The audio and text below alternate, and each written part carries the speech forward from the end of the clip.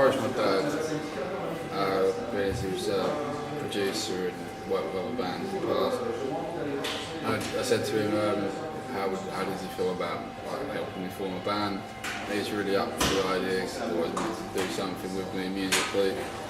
And we held a few auditions and ended up coming across Rick, who then knew Tag, then knew Ben, our guitar player, and we eventually found Matt through MySpace, so it was kind of a domino effect, like everyone kind of knew each other.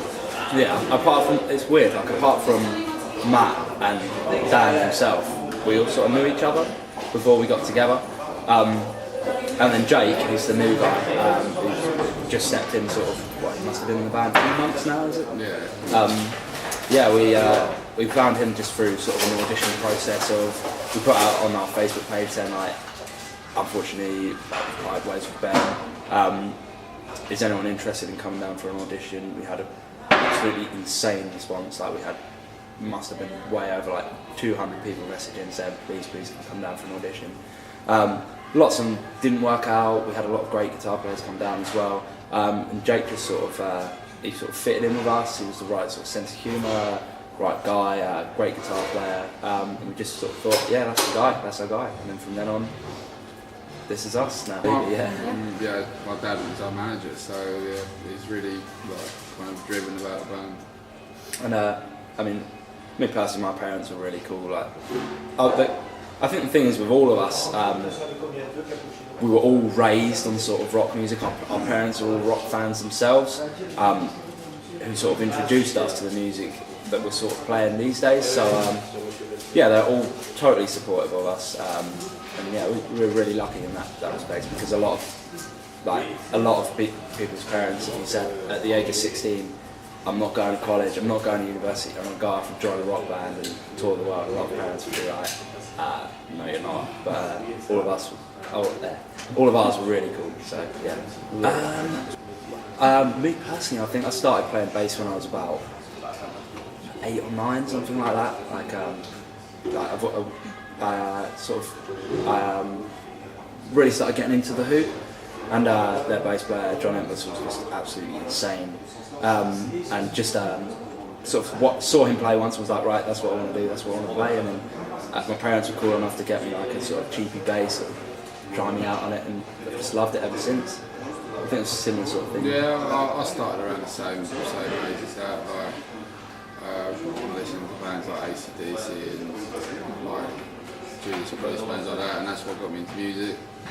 And yeah, I started off on like guitar for a little bit, because my dad was a guitarist, and for some reason I just couldn't pick it up. And then for some reason I ended up taking to drums, and then from there, yeah, practiced, and then eventually got to the point where I started a band. Absolutely amazing. Yeah. All of them, like, all of them were just insane. I mean, obviously, Kiss and Motley Crue straight away on the same bill. Dream bill for any of us just to go and see, because, I mean, number one, we're massive music fans. Kiss and Motley Crue, obviously, 2 of our favourite bands. So yeah, just to go out there and see the bill, let alone open the shows for them, was awesome. Like you mentioned, Alice Cooper, Steel Panther, Airborne, massive fans of all of them as well. Like, we're really, really lucky to be able to have toured with some of our favourite bands. Absolutely amazing experience for us, and you learn so much from them. And also, we're really lucky in the respect that I don't think we've ever gone out on tour with a band that we've not got on with. Like, every single band that we've gone on tour with, even the bands that people say like they're maybe not the greatest guys in the world, we found out that just everyone's really cool. To be honest with you, I think to be in a massive band, you've got to be a pretty cool person, otherwise you wouldn't really get to that level. So yeah, loved it, absolutely loved it. That's Rocky. I think mine was like Status Quo, like first proper gig. Cool. I think mine was U2 at Twickenham Stadium. That was pretty life changing. Awesome band. Don't care what anyone says, love it. And yeah, it's sort of after that, it's just you go to all your local gigs and stuff like that. Yeah. Which I'm sure we all did. But yeah, U2 was my first one. Quite yeah, quite. I'm pretty sure that was the first one. must have been DC soon afterwards. Yeah, DC was like really soon afterwards. I think like my first ever like proper gig was quite. Yeah, basically our old guitar player Ben, he had like it got to the point where he had a few family issues, and he wasn't really enjoying touring, and his heart wasn't in doing the band anymore. So we just made a mutual decision to part ways, and we found Jake. It was like pretty much that simple. I mean, it was a bit of a shock about like soon it all happened. Like it was 2 weeks before we went on tour of Airborne. So, but yeah, I mean, we got through it, and he left the band. He's doing his things now, and yeah, sure. I mean, the thing is, Ben had someone in his family that was very, very ill. Won't go into it too much, but he decided that being in the treatment wasn't for him anymore. We all sort of totally respected his decision. Sort of shook hands. He went his way, we went ours. We're still friends. We still speak. Wasn't like a messy breakup by any means at all. It was just one of those things where he decided that he couldn't put in what we needed, and we respected his decision, went our own ways, and very lucky to have found Jake. Absolutely, yeah. I mean, so the songs that have come out on Running with the Dogs, some of them we've had for absolutely ages. We write and record way in advance. So we've got some song ideas sort of almost done now for the third album, even though the second one hasn't even come out yet. So we like to sort of, if anyone comes up with an idea, we'll get it into the studio and jam it as soon as we possibly can, or we'll get it even recorded roughly down, just anything, so that we can develop the song. We take a real long time over choosing, like, specifically how to arrange a song, where a song can be improved. We'll even go out and play it live. If it's not working, then scrap it. So yeah, we take a long time developing our songs. We all write together, we all put into the pot, and yeah, it's just a real, like, that's the way that it works for us. Some bands, someone will just come up with a song, bring it to the guys, they'll play it through. With us, we take a lot more time developing the songs and just working on them over time. It's just the way that it works for us. So there's never really a period when we're not doing something. Like, we're always doing something, like whether it's recording or writing or touring or something. We're always keeping ourselves busy. Definitely, yeah. As far as songwriting's concerned, it's like a group effort. Like, one of us will get an idea, we'll record it on our phone, or someone will get a vocal melody or something. And I mean, we just put all of our ideas into a pot and we work with them, and we'll get it to a point where it's like there's an arrangement that we think is quite strong, and then we'll take it to my dad who produces us, and we'll get him to like point us to where he thinks we can make elements stronger, and just like kind of arrangement things, and like it's just a group effort all round.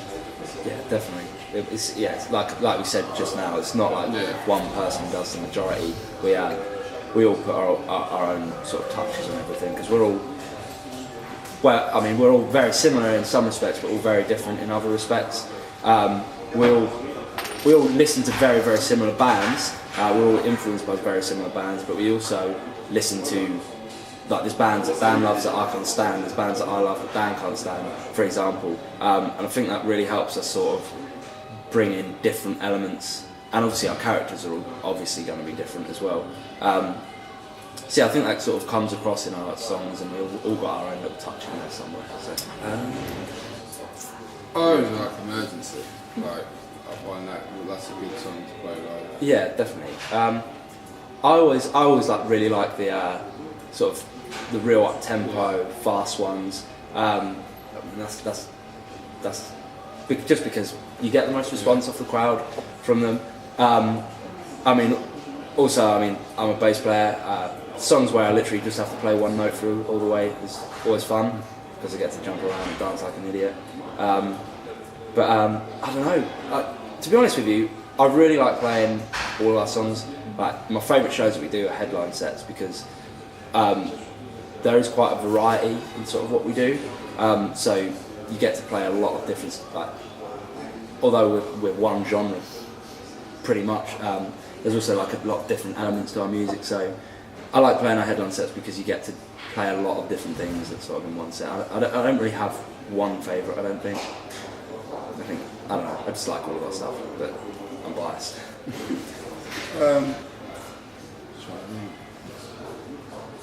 Well, I mean, play music with. I think Elvis Presley would be absolutely awesome, just because he's kind of the king. He's kind of the greatest showman of all time.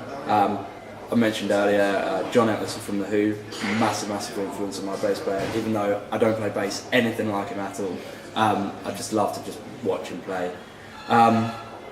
John Bonham would be cool. Yeah. Like, being a drummer and like his Zeppelin and stuff.